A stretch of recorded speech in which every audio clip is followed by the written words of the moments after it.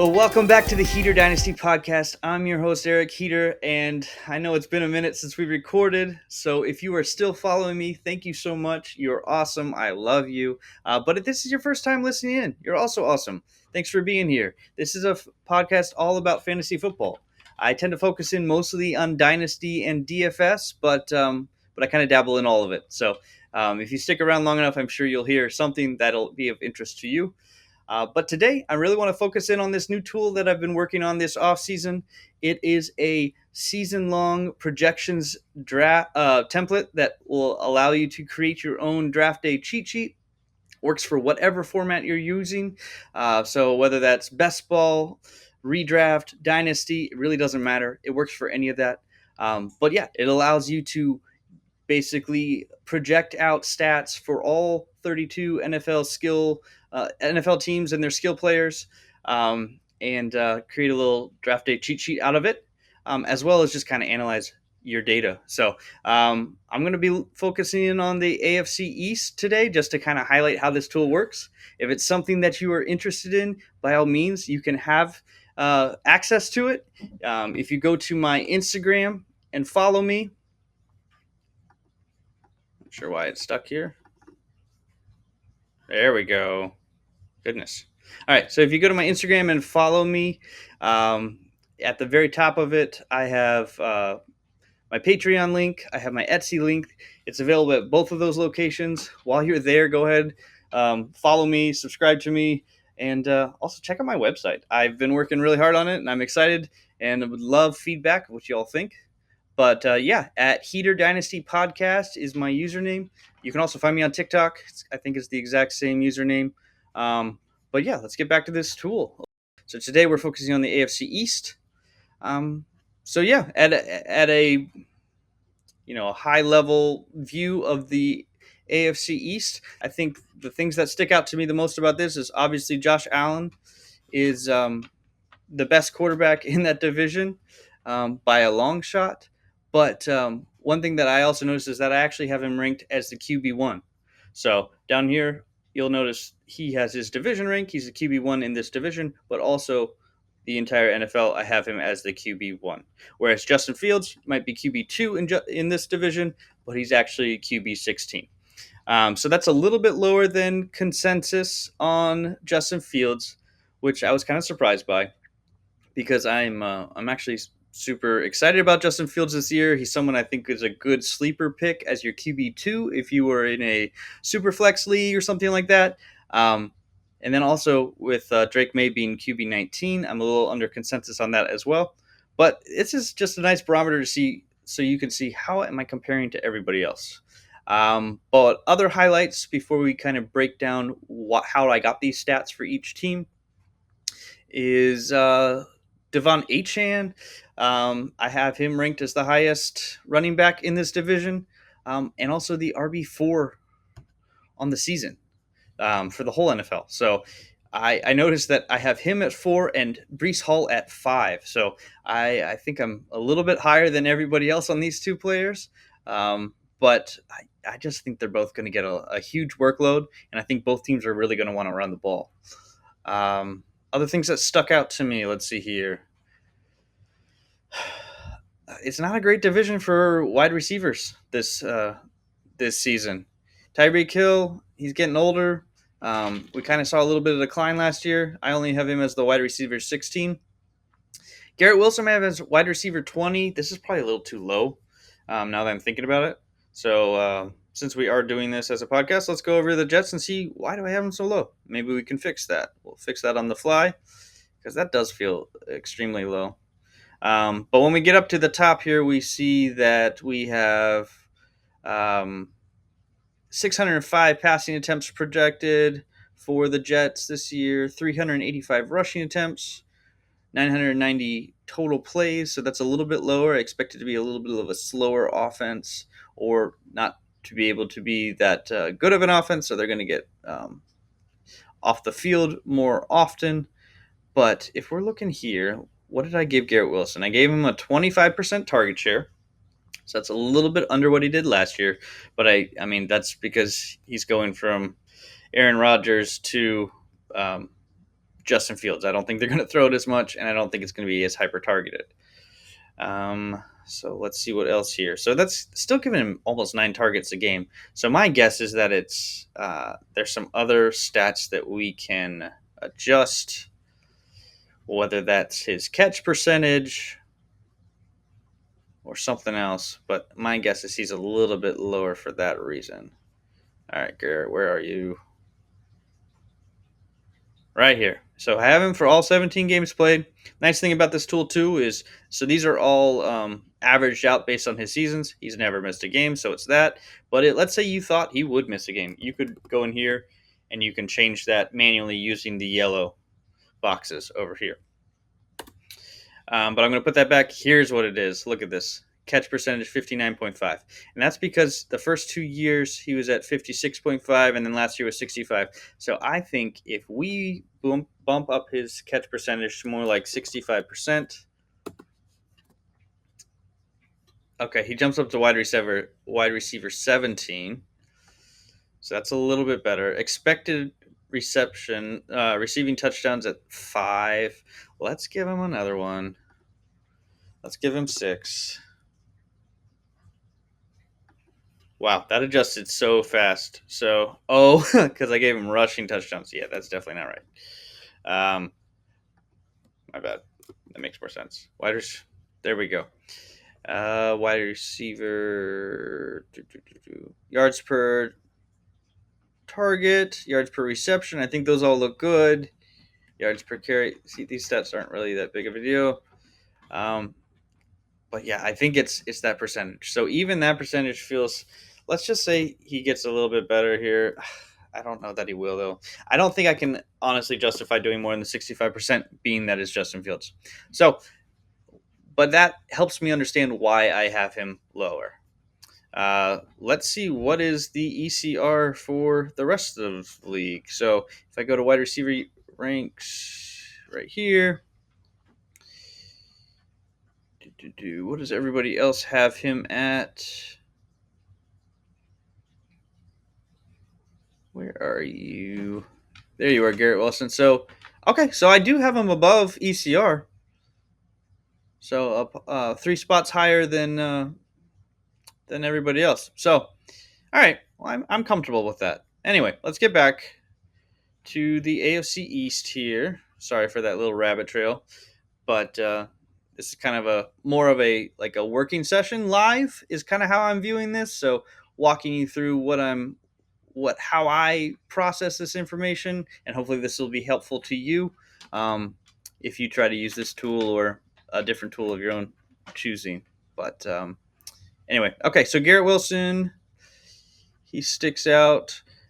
When we get to the tight ends, I'm realizing I'm not really keen on any of them either. Hunter Henry is the highest one that I have ranked, but I mean he's just not sexy. He's great from a actual NFL standpoint, but fantasy wise, he's only going to give you. I'm projecting 9.8 fantasy points per game. Jonnu Smith is a little interesting to me, depending on what Miami ends up doing, because at the end of the year he was getting so many different things. But I think they're going to have to adjust. I don't think Mike McDaniels is going to let them do what happened again this year. I think they're going to have to get Tyreek Hill more involved. I think they're going to have to get Jaden Waddle more involved. So Jonnu Smith, I think, will take a little bit of a hit here. I think he'll still be a good, solid tight end for you, but outside of the top 1 or 2, Brock Bowers, Trey McBride, those guys, I don't think you really are going to. This is kind of that weird dead zone of they're all going to end up kind of giving you the same amount of info every week, same amount of stats. So going to the top here, I've kind of broken it down and showing you the landscape of all this information in one place. I think that's helpful. But let's go to each individual team and kind of break it down a little bit more. How did I get these stats? So when you are using this tool, you're going to have to assign data to the green boxes. And I have given you lots of information around, so it can be an educated guess, not just like a wild, blind guess. So I chose 525 passing attempts and 500 rushing attempts for the Bills based on what they've done the last 4 years. So they always kind of end up being right around that 525 mark these last couple of years. Last year they were a little bit more dedicated to the run, so we I kind of left it at about the same place as last year because I don't think much is going to change. Their coaching staff hasn't changed. Their player personnel hasn't really changed. Um, so yeah, so that gives us 1,025 plays ran for the season. So each game about 60 plays, each game about almost a 50-50 split, about 31 to 30 passing versus rushing attempts. Um, we all know Josh Allen can run. So when you get down here, these are where you fill out the information for the carry split. This is where you fill out the information for the target share. So Josh Allen usually averages a 26.2% carry split. However, I also put in last year's data. He kind of was down a little bit, and I think he's trying to be a little bit more responsible and pass the ball and looking to pass before just getting off and running.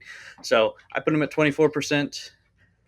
James Cook, I put him at 43%. I think they're going to run it back the same way they did last year. I know he has some contract talks and all that, but I don't think anything's happening this year. I think he might move on to a different team next year, but I think also because of that, they're going to utilize him as best they can this year and then move forward.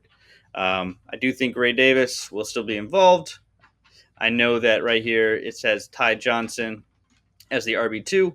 All this information is being populated from our lads. So it's nice. It'll automatically update when their rosters change.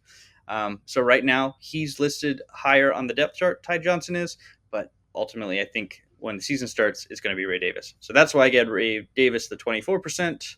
And you'll notice that down here, it says 0%. So that means that I have utilized all of the rushing percentage. If I had taken away this one from Darrington Evans, you'll see there's 1.5% now. So you want to make sure that you utilize all of those all those percentages so that all of the targets are being allocated to a player. Same thing over here with the target share. If I were to take away his 15.6%, put 0, you would have 15.6%. So I hope that makes sense. Oh, want to make sure it says percentage. There we go. So let's see here. So yeah, nothing really sticks out here other than they don't have an elite wide receiver. So I gave Keon Coleman 14%. I think he's going to be a little bit more involved than the year before, but not terribly.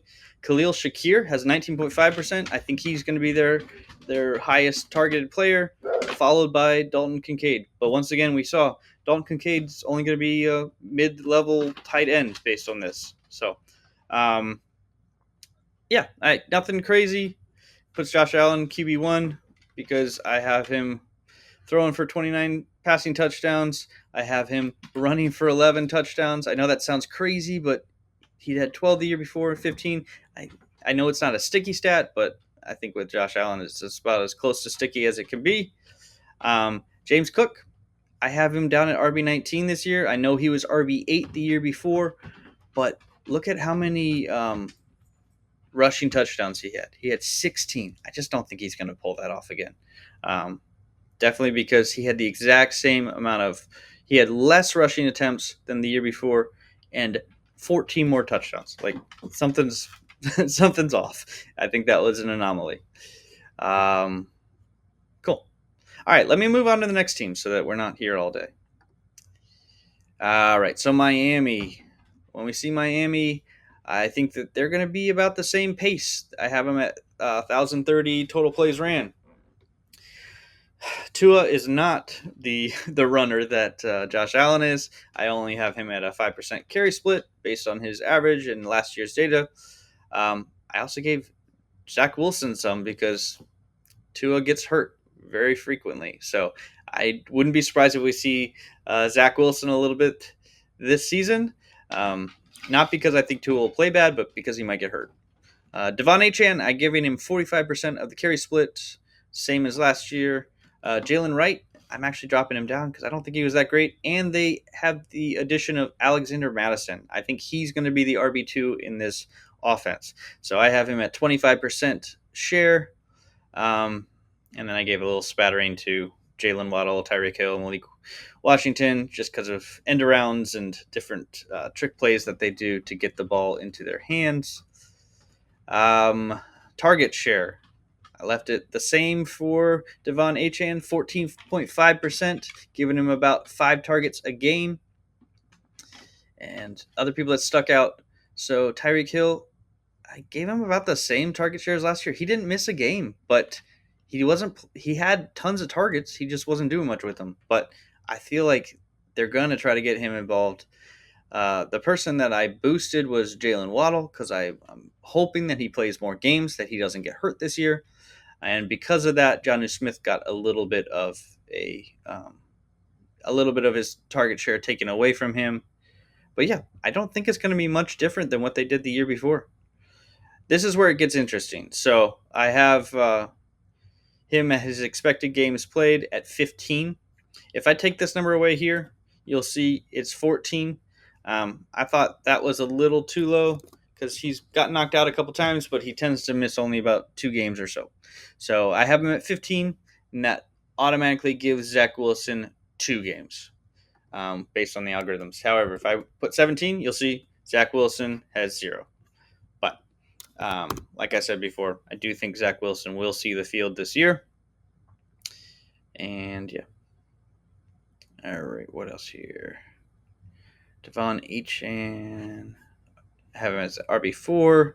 Yeah, everything's looking good. I don't see anything sticking out as weird to me. Tyreek Hill as wide receiver 17. Let's kind of break that down a little bit. Trying to see if anything sticks out to me. His receiving touchdowns, 7. I think that's a good number for him. Expecting rushing touchdowns, I gave him 1 just for fun. Because I think he will get some end arounds or something like that. But let's see. Yeah, everything kind of sticks out. Let's look at Jonnu as well. Make sure nothing looks weird there. 17 games played, 71% catching accuracy. So this one I might actually bump up a little bit because if you look at his stats last year, he was at 79.3% with Tua. So they give him a lot of short yardage stuff. So let's give him like 78%. That bumps him up to tight end 5. So bumps him up 2 spots. That's going to put him on top instead of Hunter Henry. I think that's good. Cool. All right. Let's move on to New England. See what we got here. All right. New England Patriots. I have them being a little bit more of a slower paced offense. I have them only running 975 plays for the year. I think this is because of the coaching change. Now that they have. Why am I blanking on his name? What is that coach's name? New England coach. NFL. Mike Vrabel. Oh my goodness. That's embarrassing. Sorry. Okay, yeah, now that they have Vrabel, I could picture his face. I could see his ridiculously large neck. I was going to say Titans, old coach, whatever. But yeah, he's going to be a much more how do I be nice about this as I sit in New England and talk about the Patriots?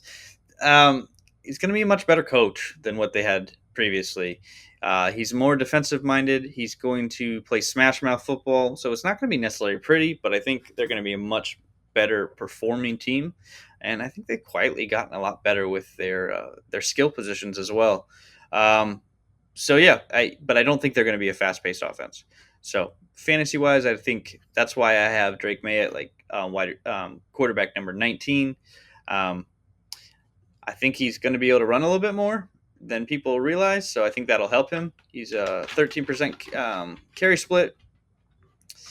I think Ramonde is still going to be their lead back because Vrabel, I think, is going to make Trevion Henderson have to prove himself, definitely in pass blocking, which is not necessarily his strength. So I kind of had them splitting it almost 50-50, 35% to Ramondre, 32% to Trevion. And then Antonio Gibson, I think he'll still be involved to a certain degree. But yeah, I don't think any of them are going to be great for fantasy. I think they're all going to be okay this year. I think Trevion will be great going forward, but not necessarily this season. Stefan Diggs is now in there, but he's getting older. I'm only giving 15%. I'm actually giving Demario Douglas and Hunter Henry 18%. I think they are actually going to be the most targeted in this offense. I think they are going to be who Drake may trust the most. And everybody else kind of just has a little smattering of things. So what does that give us? Let's see his QB19s. It just feels a little low, but it's because I only have him 21 passing touchdowns, 2 rushing touchdowns. This is a lot. This is a lot of fumbles. So maybe, I mean, I know that's what happened last year, but let's give him the benefit of the doubt that he gets a little better than that. So let's say 5 and 4 bumps him to 17. Okay, I feel a little better about that. Gave him all 17 games, so Josh Dobbs gets nothing. Anything else really stick out here? I think this is interesting. I have him at a smaller target share, but I think he's going to be more efficient. So I have him as the RB35, even though Ramondre is going to, I think, get a bigger carry split, and he's only going to be the RB39. So I think that's interesting. Demario Douglas, I think he's going to be sneaky useful for you. Sorry if you hear my dogs; they're having a great time upstairs. I think they just got bully sticks by my wife. So, but yeah, Demario Douglas, wide receiver 51. I think he'll be a good backup / flex player for you later on in drafts that you can be drafting. Yeah, Hunter Henry got bumped down to tight end 6 when we moved Jonnu up, so it makes sense. All right, yeah. Let's look at the New York Jets as we wrap up the AFC East today. This is just not this is a tough division to start with because I think that it's going to be a defensively minded division. None of them are really fast-paced offenses, anything crazy. Next episode, we're going to talk about the NFC East. I think it's going to be more fun to talk about. It's going to be a lot of fantasy-driven players.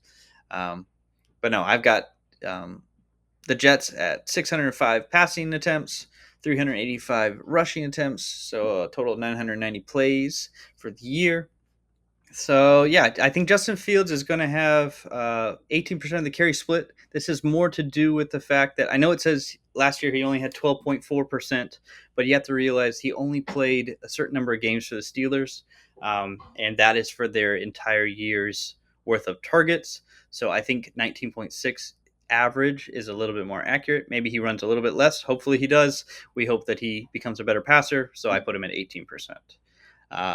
Breece Hall, I gave him the workhorse load. I know some people think it's going to be a little more ambiguous than that, or that they're not happy with him. I don't think that's the case. I really think it's a new coaching staff. I think they're going to go with Breece Hall. He's the best one that they have. Braylon Allen and Isaiah Davis haven't really shown much yet. So 54% to Breece Hall, 19% to Braylon Allen, 7% to Isaiah Davis. And if we get to target share, I think Garrett Wilson is going to be the main guy there. He's going to be 25% of the target share. I think Mason Taylor, who's the new rookie tight end, I think he's going to have a good, solid year. Not incredible, but solid. So I have him at 12%. And then Alan Lazard, I have it at 11%. That might not be accurate. I think I'm going to change that. Alan Lazard is so old. Let's go 10%. Let's drop this down to 9%. Yeah, that feels a little better. So Justin Fields QB 14. Tyrod Taylor. I think Tyrod Taylor's going to get one game, whether that's Justin Fields getting hurt or getting benched or something. I just kind of put it that way. And you know what? Honestly, let's take it away. Let's do it. Let's give him, boom. Let's give him 17. Now he's a QB1. All right. Now I'm feeling a little better because like I said, I want to. This is for fun too. So I do think he's going to be good this year. He's one of my sleepers. So you want to kind of call your shot. I think he's going to have a decent year. Brees Hall, RB5. Braylon Allen, RB56. Like I said, I think Braylon Allen will have his moment, but I don't think it's going to be this year. Garrett Wilson, wide receiver 16. Yeah, cool. So as we wrap up this episode, because I don't want it to be too long, I'm going to go back here and just kind of highlight what we got. Like I said, this is a defensive division, defensive-minded division. So their total plays, you'll see next week when we talk about NFC East, it's going to be a lot higher plays. They're both a little bit higher octane offenses. That's a tough word to say for some reason. But yeah, thanks for sticking through this with me. I'm going to be giving you the breakdown of all the different divisions as I get. Thanks for listening as I kind of shake off the rust here, get back into podcasting, and if there's anything specific you want to hear about or talk about, by all means, reach out to me. You can reach out to me on Instagram, TikTok. You can leave a message on my website. Yeah, anything like that. So thank you all so much. I'm looking forward to chatting with you. All right. Until next time.